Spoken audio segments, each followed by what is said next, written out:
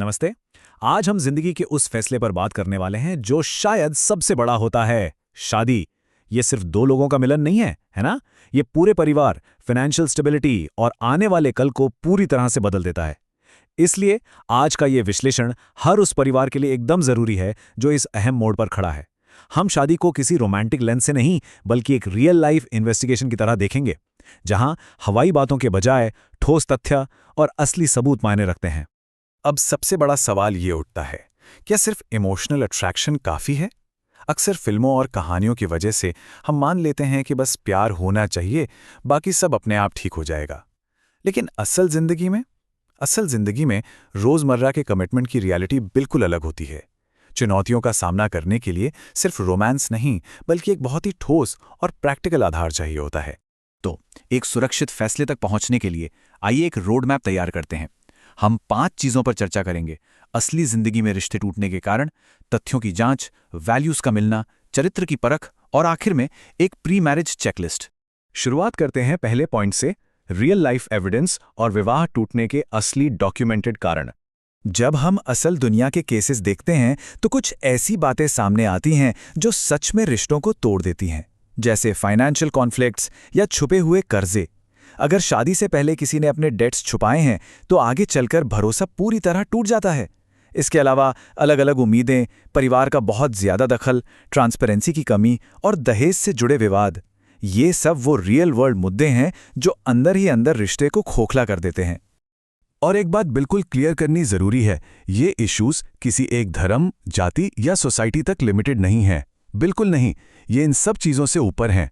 अगर वक्त रहते इन पर ध्यान ना दिया जाए तो ये किसी भी बैकग्राउंड के परिवारों को बुरी तरह प्रभावित कर सकते हैं। अब आते हैं दूसरे हिस्से पर, अंडरलाइंग फैक्ट्स को वेरीफाई करना, यानी अनुमान छोड़कर ठोस सबूतों की तरफ बढ़ना। देखिए, एक तरफ होते हैं अनुमान या अजम्पशंस। किसी ने अपने करियर, इनकम या आइडेंटिटी के बारे में कुछ कहा और हमने बिना सोचे समझे उसे सच मान लिया। असल जिंदगी में ये एक बहुत बड़ा जोखिम है। इसके बिल्कुल विपरीत है वेरीफाइड फैक्ट्स, यानी एजुकेशन, एम्प्लॉयमेंट और लाइफ की क्रिटिकल डिटेल्स की प्रॉपर्ली इंडिपेंडेंट तरीके से जांच करना। ये बिना किसी शक के एक बेसिक सिक्योरिटी है। और हाँ, इस ड्यू डिलिजेंस की प्रक्रिया में ट्रांसपेरेंसी दोनों तरफ से होनी चाहिए, एकदम खुली किताब की तरह। अपनी असली आइडेंटिटी, रिलीजियस बिलीव्स और फ्यूचर एक्सपेक्टेशंस के बारे में कुछ भी छुपाना नहीं चाहिए। एक स्वस्थ और लंबे रिश्ते की शुरुआत दोनों पक्षों की ईमानदारी से ही होती है। तीसरा कदम, कोर वैल्यूज और भविष्य की उम्मीदों पर एक राय बनाना। तो अब हमें लाइफ के उन अलग अलग हिस्सों को समझना होगा जहां ट्रांसपेरेंसी बिल्कुल अनिवार्य है। सबसे पहले फाइनेंसेस, पैसा कैसे मैनेज होगा और खर्च करने की आदतें क्या हैं। फिर एक्सटेंडेड फैमिली, रिश्तेदारों को लेकर क्या रोल्स एंड रिस्पॉन्सिबिलिटीज होंगी। लाइफस्टाइल और करियर एम्बिशंस क्या हैं, और अगर रीलोकेशन का कोई प्लान है तो वो क्लियर होना चाहिए। डेली कल्चर, धार्मिक परंपराएं और त्योहार कैसे मनाए जाएंगे। और आखिर में बच्चों को लेकर, यानी फैमिली स्टार्ट करने की क्या उम्मीदें हैं। इन सब बातों पर एक राय होना आगे के बड़े झटकों से बचाता है। चौथा अहम पॉइंट, सुपरफिशियल लेबल्स से ऊपर उठकर असली चरित्र और व्यवहार को ऑब्जर्व करना। किसी का असली नेचर कैसे पता चलेगा? इसके 3 सिंपल स्टेप्स हैं। पहला, देखिए कि वो सर्विस स्टाफ के साथ कैसा बर्ताव करते हैं। दूसरा, दोस्तों और कोलीग्स के साथ उनका रवैया कैसा है। और तीसरा, वो अपने पेरेंट्स को कैसे ट्रीट करते हैं। जब हम समाज के इन अलग अलग स्तरों पर बर्ताव को एक्टिवली ऑब्जर्व करते हैं ना, तब असली ईमानदारी और इमोशनल मैच्योरिटी पूरी तरह सामने आ जाती है। लेकिन इसके साथ ही कुछ खतरे की घंटियां भी हैं जिन पर सभी को कड़ी नजर रखनी चाहिए।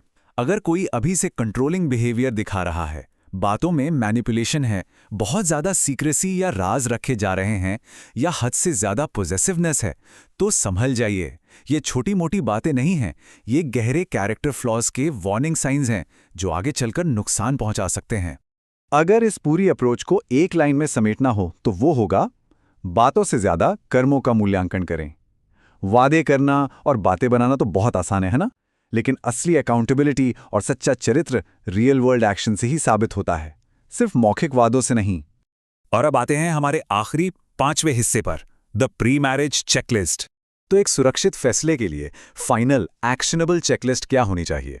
पहला, जहां जरूरी हो एक प्रॉपर बैकग्राउंड वेरिफिकेशन जरूर करें।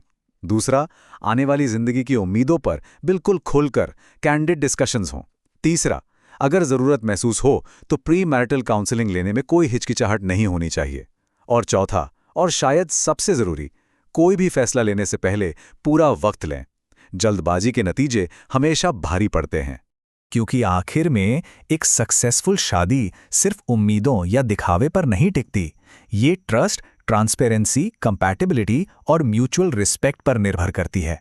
हमारा मेन गोल यही होना चाहिए कि एक ऐसी पार्टनरशिप बने जो वेरीफाइड फैक्ट्स और शेयर्ड वैल्यूज पर खड़ी हो, जहां लोगों को उनके असली चरित्र के आधार पर परखा जाए।